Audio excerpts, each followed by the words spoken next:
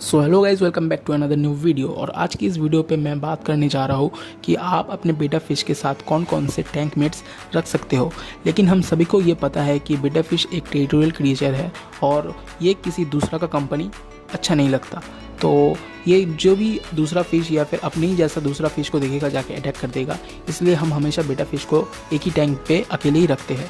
लेकिन फिर भी नेचर ने इनके लिए कुछ ऐसे क्रिएचर्स को क्रिएट किया है जो बीटा फिश के साथ आराम से रह सकता है और आप भी इन्हें एक्वेरियम में बीटा फिश के साथ रख सकते हो। तो इस वीडियो में मैं वही बात करने जा रहा हूँ, वही चीज़ के बारे में बताऊँगा कि आप कौन कौन से क्रिएचर्स बीटा फिश के साथ एक ही टैंक पे रख सकते हो। लेकिन उससे पहले अगर आप मेरे चैनल पे नए हो तो चैनल को सब्सक्राइब कर लो और जो बेल वाला आइकन है उसको प्रेस करके नोटिफिकेशन ऑल पे सेट कर दो और मेरा चैनल विजिट करके आप दूसरा भी वीडियो चेकआउट कर सकते हो। इसमें आपका ही बेनिफिट होने वाला है। तो चलिए वीडियो की तरफ बिना किसी टाइम वेस्ट किए। जिन तीन क्रिएचर्स के बारे में मैं बात करने जा रहा हूँ वो बेसिकली 3 कैटेगरीज में डिवाइडेड है। पहला जो कैटेगरी है वो इन्वर्टिब्रेट्स, दूसरा जो है वो है फिशेस और तीसरा जो है वो रेप्टाइल। बेसिकली हम लोग 3 कैटेगरीज के क्रिएचर्स के बारे में बात करने वाले हैं।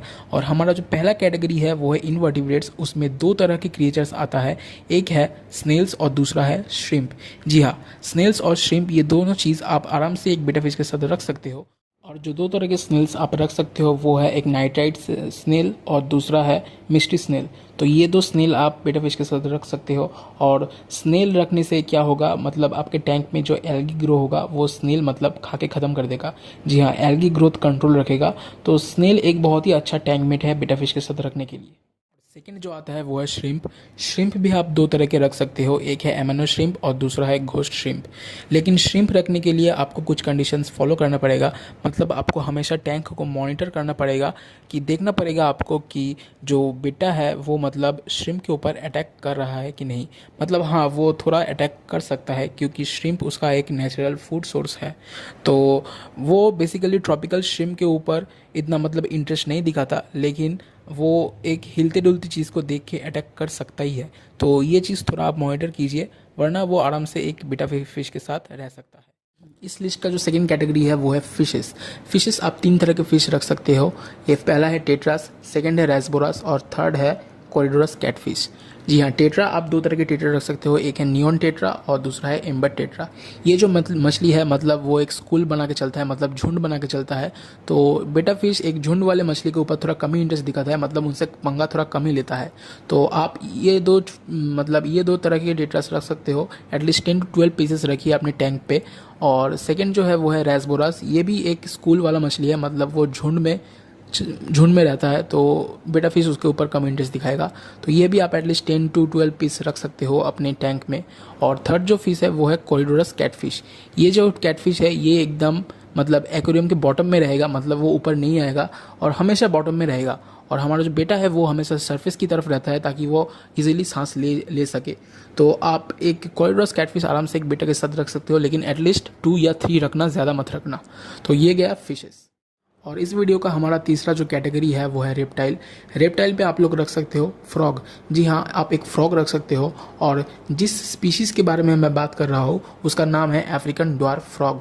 आप एक अफ्रीकन ड्वार्फ फ्रॉग को एक बेटा फिश के साथ इजीली रख सकते हो, क्योंकि जो अफ्रीकन ड्वार्फ फ्रॉग है वो मतलब बहुत ही छोटा सा एक मेंढक है।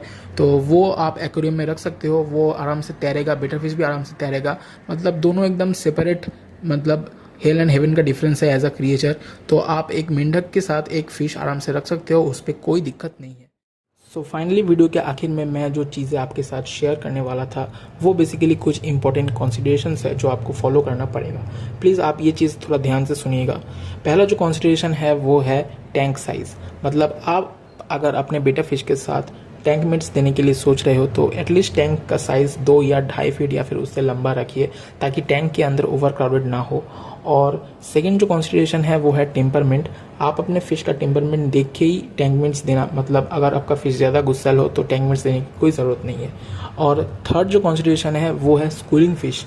मतलब आप वही फिशेस ऐड करना जो झुंड में रहता है।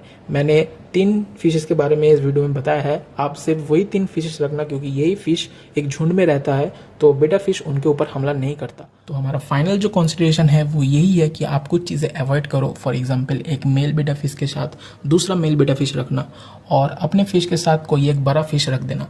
तो ये 2 चीज़ आप टोटली अवॉइड करो। सो आई होप वीडियो आपको इन्फॉर्मेटिव लगा हुआ हो, और वीडियो अगर अच्छा लगा हुआ हो तो चैनल को सब्सक्राइब कर दो। आप लोगों से मिलूंगा किसी और नए वीडियो पे। थैंक यू वीडियो को एंड तक देखने के लिए।